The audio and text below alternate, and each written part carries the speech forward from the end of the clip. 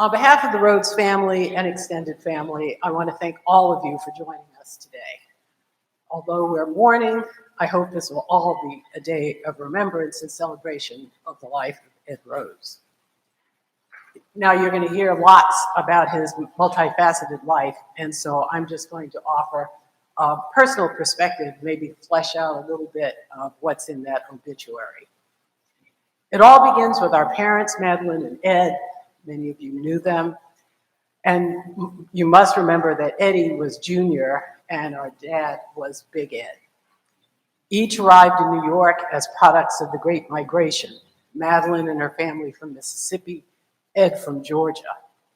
They left behind a Jim Crow world filled with a rich heritage but marred by segregation and violence.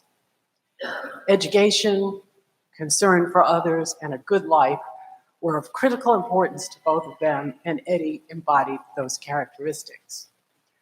Our parents were equal parts stoic, hardworking, and fun-loving, and you could certainly say that about their son. The family ended up in Brooklyn at the end of World War II and took advantage of the limited but growing opportunities for Black people in the North. They frequented the jazz clubs on 52nd Street and became cosmopolitan, so Eddie came by that honest. My father used to talk about how they went to the jazz clubs and would dance, and it was hard for us to see that in our middle-aged parents, right? But they were hipsters in their generation too. Our family on the battle side was small and close-knit, overseen by our grandmother Effie. None of the Rhodes side migrated to New York. So in addition to family, our social network was made up of a diverse group of friends and associates, all trying to make their way in a new world. So here's a fun fact about Ed Rhodes.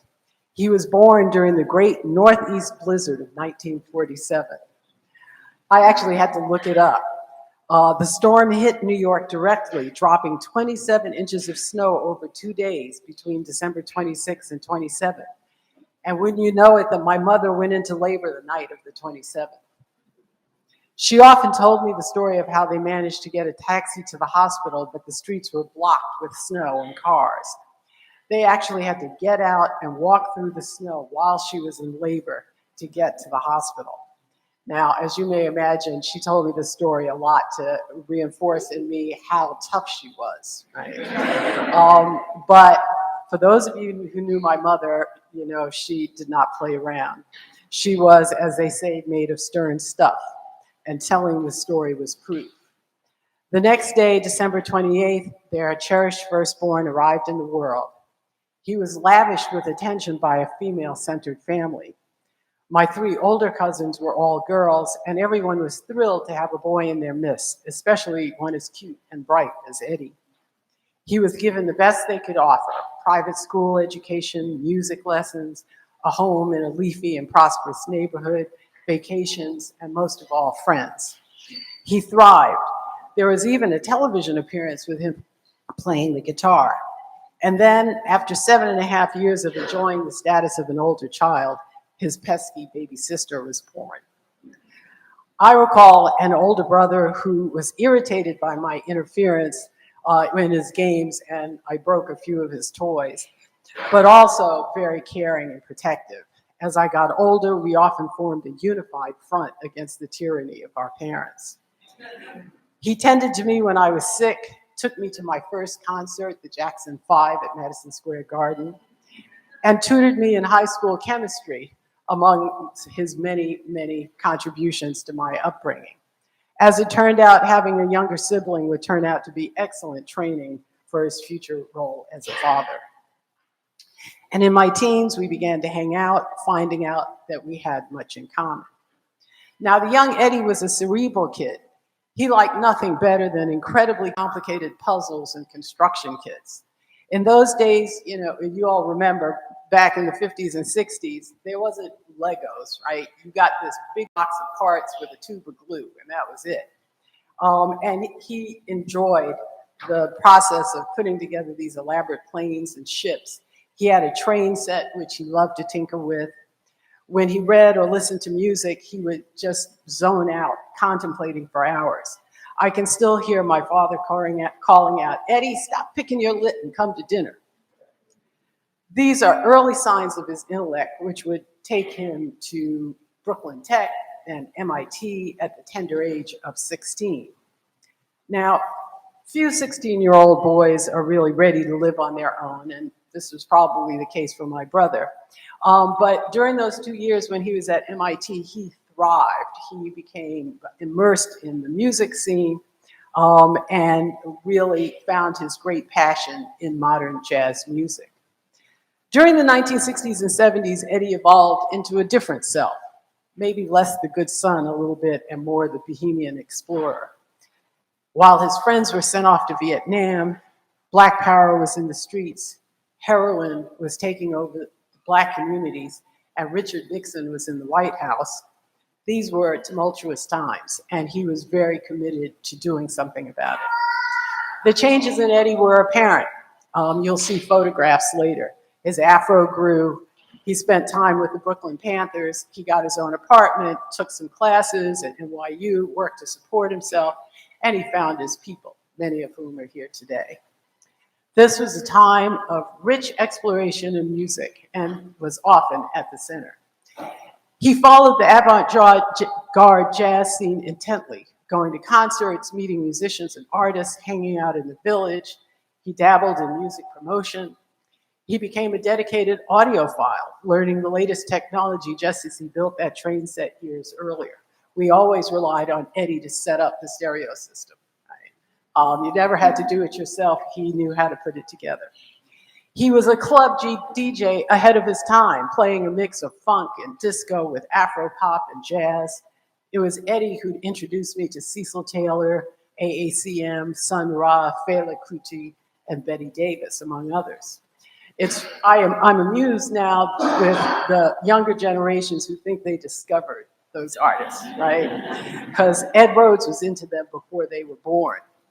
He developed a taste for esoteric science fiction. He was reading Samuel Delany and Octavia Butler long before those writers were known as part of a Black speculative fiction wave. And poetry, he was deep into the works of Emery Baraka, Jane Cortez, and others of the Black arts movement. Oh, and don't forget the samurai movies. Joanne remembers. Because Joanne and I would be like, what does he see in these movies, right? You know, we don't understand them, but Eddie was deep into it. He was a devoted follower of Akira Kurosawa, and he went to New Wave cinema. Joanne was just talking today about some movie that Eddie took her to on one of their first dates.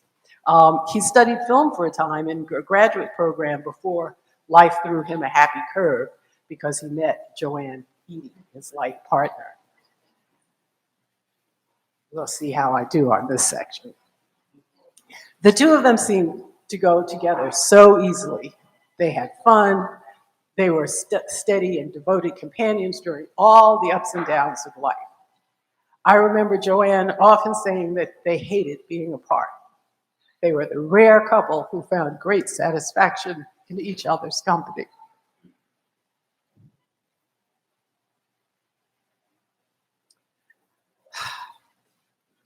Over the years, they weathered great losses as well as delights and dedicated themselves to caring for both aging mothers at the end of their lives. This was grueling and heroic labor, which Eddie never complained about. His happy 44-year marriage brought him into another family, the Eady clan, who similarly cherished having this young, talented man in their midst. Mrs. Eady loved her some Eddie. She just loved him. And he loved being a father. Though he hadn't much experience with kids before then, he took on this new part of his life with relish. You only have to look at the photos of him with his daughters to see the deep joy he had in watching them grow and prosper. He passed on to them his love of knowledge and his sharp, always curious mind, as well as his playfulness and enjoyment of a good time. He took great pride in Mia and Asha's accomplishments, be it a small school performance or a degree, marriage, and motherhood. He was extraordinarily proud of the adults they became, and he accorded them great respect. And as you all know, he raised women who demanded that respect and deserved it. This enthusiasm and devotion extended to his 5 grandchildren who were the light of his life. He was happiest each summer when his family converged on the porch on Pequot Avenue, his happy place. Whether he was on the porch, chatting up some of you, strolling the inkwell to find friends, or watching his grandchildren play, he always had a huge smile on his face. In these years, he had transitioned from that bohemian I talked about earlier to the patriarch, but not the sort of domineering patriarch, domineering male, but rather the generous, wise, and caring paternal figure. And he extended this love to his friends, many of whom he had kept nurtured since childhood. Nothing pleased him more than gathering all his peeps together. This is what made him happy. The nerd and the bohemian wasn't entirely gone, however. It just went down into the basement. So all of y'all who've been to their house, you've been down, Eddie would take you down into that basement and you just get lost in his subterranean world. He continued his inquiry into all things jazz, becoming a record collector of note, and well known in the world of music geeks. And I used to tease him a lot. I called him geek and nerd all the time. He was always expanding his intellectual terrain, studying the history of music, talking with those who shared his passion, teaching classes, and enjoying huge excitement when he found some obscure recording or discography. The more obscure, the better. He was loved and valued by all who encountered him, family, friends, and colleagues. Not least of all by my partner Lynn and I. He was always our champion. He was everyone's rock and laid a foundation for the future and a better world while staying true to himself and his principles.